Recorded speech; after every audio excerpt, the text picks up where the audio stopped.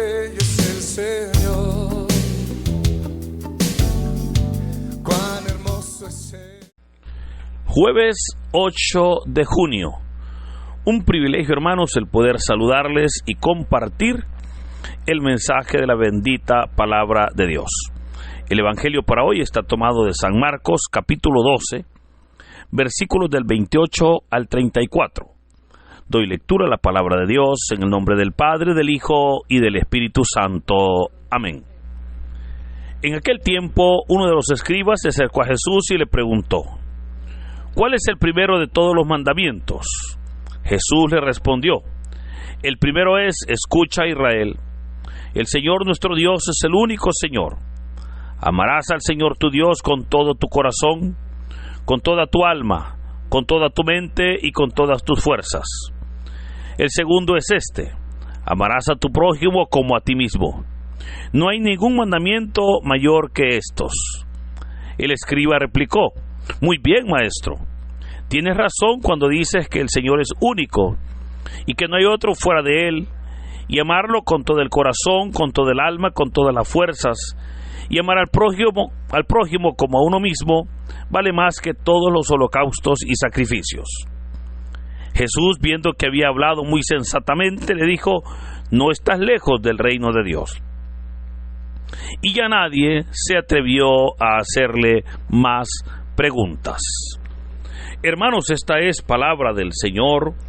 Gloria y honor a ti, Señor Jesús.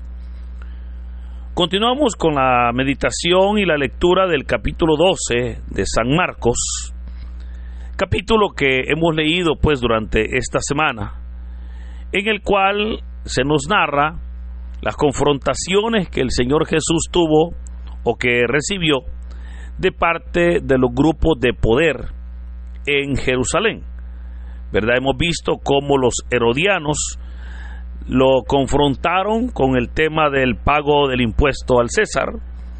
Hemos visto también cómo los saduceos, ¿verdad?, lo confrontaron con el tema del matrimonio y la resurrección.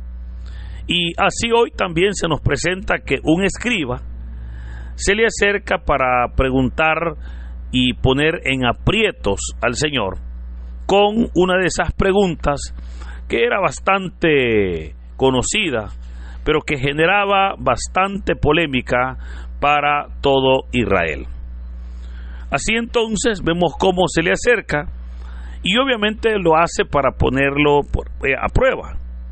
Y le dice: ¿cuál es el mandamiento más grande de la ley? Esta pregunta que le está haciendo al Señor este escriba, insisto, era tema de discusión entre los fariseos. Era tema de discusión entre los ancianos, los sacerdotes, los maestros de la ley. Y es que habían diversas opiniones sobre cuál era el mandamiento más importante que Dios había dejado en su palabra. Algunos creían que el mandamiento más importante era el guardar el sábado. Otros enseñaban que el más importante era la circuncisión. Otros pensaban que el mandamiento más importante para ellos era el reconocimiento que Dios era uno solo, ¿verdad? Pues recordemos que por esa razón es que los judíos diariamente ellos rezaban el Shema, ¿verdad?, en la cual es una porción de la Biblia que la encontramos en el Deuteronomio, en el libro del Deuteronomio, donde Moisés les enseñó, ¿verdad? Escucha, Israel, el Señor tu Dios uno es. Pero vemos cómo habían varias posturas de diversos hombres, ¿verdad?, de diversos maestros que enseñaban, dado que había también una diversidad de leyes. Se sabe que los fariseos habían recolectado 613 leyes, eran 613 mandamientos, por supuesto, y estaba ese dilema, ¿verdad?, en que cuál de ellos era el que mayormente debía de cumplirse. Pero aquí es entonces donde podemos ver la trampa. Pues de todas las opiniones, el Señor Jesús tenía que tomar una y desechar las otras. Pero veamos cómo el Señor Jesús, en su plena sabiduría, le va a responder. Cuando le dice: amarás al Señor tu Dios con todo tu corazón, con toda tu alma, con toda tu mente y con todas tus fuerzas. Este es el más grande mandamiento. Pero también le dice que este mandamiento va acompañado de un segundo, cuando le dice: y el segundo es este: amarás a tu prójimo como a ti mismo. Notemos cómo el escriba le está preguntando al Señor sobre el primero, pero Jesús rápidamente le agrega, ¿verdad?, ese segundo mandamiento, donde agrega el amor al prójimo, así como se debe o se debía de amar a Dios. Es más, remata todavía la enseñanza cuando el Señor le dice: pues no hay ningún mandamiento mayor que estos. Ahora, esta respuesta no se la esperaba el escriba, ¿verdad? Porque él esperaba una de las opciones que hemos mencionado, ¿verdad? Esas eran las opciones que él esperaba, y lo sorprende con esa respuesta, porque cuando el Señor menciona, obviamente no era ninguna de esas las que ellos como judíos contemplaban como primeros mandamientos. Pero notemos entonces, hermanos, cómo esta respuesta nos debe a nosotros de ayudar a preguntarnos y por sobre todo a evaluar si estamos nosotros en verdad cumpliendo el gran mandamiento. Claramente se nos va a decir que el escriba estuvo muy de acuerdo con el Señor cuando le dice: muy bien, maestro, tienes razón cuando dices que el Señor es único y que no hay otro fuera de él, ¿verdad? Aquí está mencionando el Shema. Pero también cuando le dice que hay que amarlo con todo el corazón, con todo el alma y con todas las fuerzas, pero a la vez también hay que amar al prójimo como a uno mismo.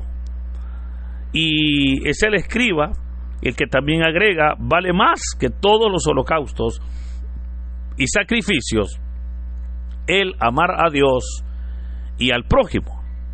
O sea, claramente ahora la confrontación ha bajado, porque el escriba está de acuerdo con la respuesta que el Señor Jesús ha dado, ¿verdad? Porque el escriba está entendiendo que esa es la verdadera religiosidad, esa es la verdadera fe: el amar a Dios con todas las fuerzas, con todo el alma, con todo el corazón, pero también amar al prójimo como a uno mismo, porque de esa manera vemos cómo ese amor a Dios y al prójimo ante los ojos de Dios vale más que muchos sacrificios.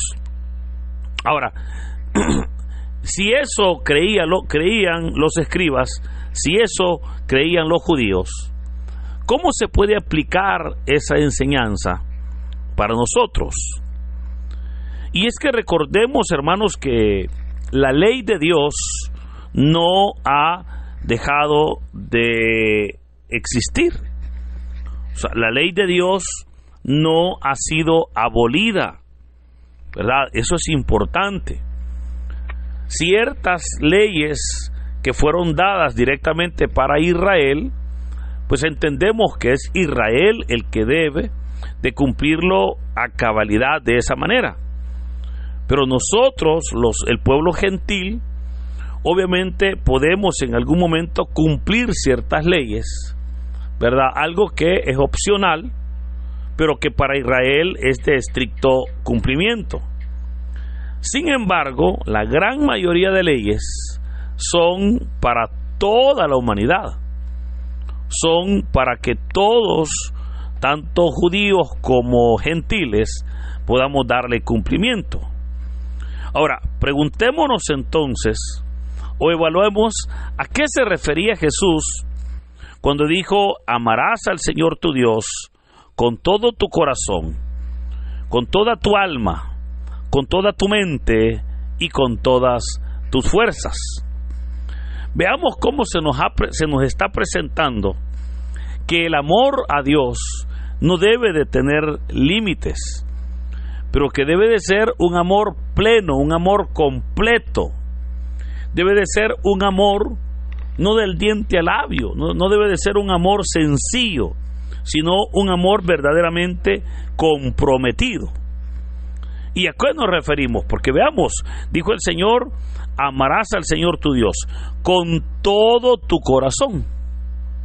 Y hermanos, cuando se menciona el corazón, obviamente se está mencionando el centro de las emociones. Y eso significa que nosotros debemos de amar a Dios en todo momento. O sea, debemos de amarlo incluso con esas emociones que pueden llegar y que son normales en nuestras vidas. O sea, amamos a Dios cuando estamos felices, pero amamos a Dios también cuando estamos tristes. Debemos de amar a Dios cuando estamos enojados. ¿Y por qué digo debemos? Porque si amamos a Dios, el enojo va a ser diferente. Pero también dijo el Señor: amarás al Señor tu Dios con toda tu alma. La palabra alma viene del latín anima, y es de ahí donde sale la palabra ánimo, ¿verdad? Que son las emociones, la voluntad. Eso significa que también con nuestra voluntad, con nuestro ánimo, debemos de amar a Dios con toda el alma. Dijo Jesús también: amarás al Señor tu Dios con toda tu mente. Y la mente, hermanos, es el centro de los pensamientos. Pero eso significa que debemos de amar a Dios no solamente del diente al labio, sino con nuestros pensamientos, con nuestros sentimientos, con nuestras emociones. Y termina cuando dijo: y amarás al Señor tu Dios con todas tus fuerzas. O sea, cuando habla de las fuerzas, está hablando de esa capacidad de poder accionar. Ese es el amor. Y ese es el amor que debe de haber para Dios. Ahora, y es que Dios, hermanos, debe de ser amado de todas las maneras posibles. O sea, Dios debe de ser amado de todas las maneras posibles. No de balde hay un doctor de la iglesia, ¿verdad? San Agustín. Él tiene una frase muy conocida. San Agustín dijo: ama a Dios y haz lo que quieras. Pero claramente sabemos que el que ama a Dios no va a hacer lo que quiera, o por lo menos lo que quiera. Alguien que ama a Dios no es lo que quiere alguien que ama el mundo, ¿verdad? Por eso es que amar a Dios es ahí donde es vital, porque eso va a cambiar incluso hasta nuestras acciones, ¿verdad? Hasta nuestras emociones. Ahora, notemos también cómo el Señor dijo: y el segundo es semejante, o sea, es igual. Amarás a tu prójimo como a ti mismo. Pero hermano, esto nos enseña que debemos de cumplir el primer mandamiento, pero también debemos de cumplir el segundo, pues están ligados el uno al otro, porque debemos de amar a Dios, pero también debemos de amar a nuestro prójimo de la misma manera. ¿Y por qué tenemos que hacerlo? ¿O por qué tengo que hacerlo?, dirá alguien. Porque todos los seres humanos hemos sido creados a imagen y semejanza de Dios. Por lo tanto, si yo no amo a mi hermano, que lo veo, ¿verdad?, no estoy amando la semejanza de Dios. Y San Juan, en las cartas que encontramos allá al final del Nuevo Testamento, nos lo explica claramente cuando dice: nadie puede decir que ama a Dios a quien no ve, sino ama a su prójimo a quien sí ve. Por eso podemos recordar que el Señor Jesús nos enseñó a amar a Dios, pero también a amar a nuestro prójimo. Por eso, así como amamos a Dios, debemos de amar a nuestro prójimo. Pero lamentablemente vivimos en un mundo donde muchos dicen amar a Dios, pero no aman a su prójimo, ¿verdad? Donde muchos dicen amar a Dios, ser seguidores, ser siervos de Dios, pero desprecian, pero humillan a su prójimo. Y eso obviamente no es de Dios. Por eso, hermanos, es que es importante cómo nosotros debemos de poner en práctica, ¿verdad?, los valores del reino de Dios. Porque vea, vivimos en un mundo o en una sociedad donde se practican valores, bueno, que vienen siendo antivalores, ¿verdad?, donde hay demasiada violencia, donde hay demasiada injusticia, demasiada guerra, demasiado dolor. Por eso debemos de reconocer que debemos nosotros, debe de haber igualdad entre cómo amamos a Dios y cómo amamos a nuestro prójimo. Pues en nuestro prójimo, ahí está Dios.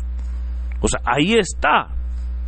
Recordemos aquel texto de Mateo capítulo 25, cuando dice la palabra que el Señor tomará a las ovejas y las pondrá a su derecha, y a los cabritos los pondrá a su izquierda, y a las de su derecha les va a decir: venid benditos de mi Padre, recibid el reino eterno que ha sido preparado para ustedes desde el inicio.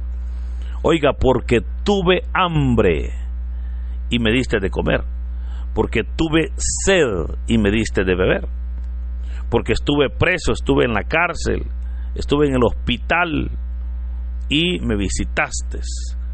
Y dice la palabra que los justos le dirán: pero Señor, ¿cuándo estuviste enfermo y te visitamos? ¿O cuándo estuviste en la cárcel y te fuimos a ver? ¿O cuándo te vestimos? Y el Señor les dirá: por aquel más humilde que lo hicieron, a mí, oiga, a mí me lo hicieron. Porque sabemos que es en nuestro prójimo donde el Señor se hace presente. Por eso, hermanos, reconozcamos verdaderamente cómo la palabra de Dios nos exhorta a tener una verdadera relación con Dios, una relación basada en la misericordia, basada verdaderamente en ese amor de Dios. Pero asimismo también debemos de tener una relación con nuestro prójimo, para que de esa manera podamos nosotros estar siempre unidos a Dios, pero también unidos, hermanados con nuestro prójimo. Y solo así estaremos viviendo los valores del reino y dando cumplimiento a las leyes de Dios para cumplirlas en nuestras vidas. Por eso, hermanos, en este hermoso día, que el Señor nos bendiga en el nombre del Padre, del Hijo y del Espíritu Santo. Amén. La belleza de mi Señor nunca se agota.